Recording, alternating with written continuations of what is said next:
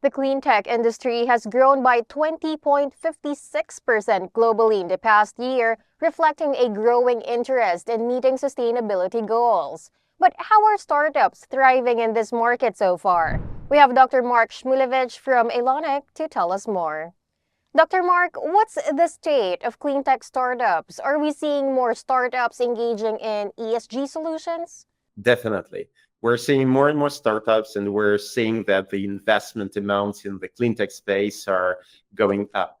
The most interesting thing is that there is a mix of technologies, and it feels like various technological approaches will keep thriving, and it will not be winner takes all in this space. For example, if we look at transportation, we definitely see a clear case for electric transportation, for hydrogen transportation in cases when batteries still don't have a high enough energy density and are just heavy to power such vehicles as maritime vessels, airplanes, or even trucks. So various technologies will thrive, and startups present a lot of opportunities for technological investors in clean tech today.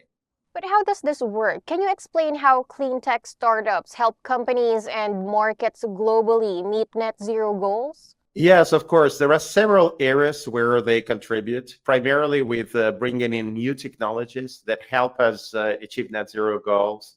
A few areas that I would mention are carbon capture, green hydrogen production, building and industrial efficiency, waste reduction. And I would say that more and more technologies are entering that space. We see that the technological landscape is very dynamic.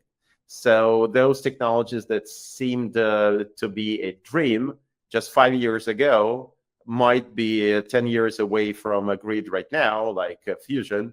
And in some other areas like transportation, we see, for example, that when some technologies, electricity, still might need a few more scientific discoveries to reach the state where it can power heavy vehicles. Other technologies like hydrogen are rapidly expanding in that space. So we see that vibrant environment of technologies contributing to reducing emissions across various domains of the economy.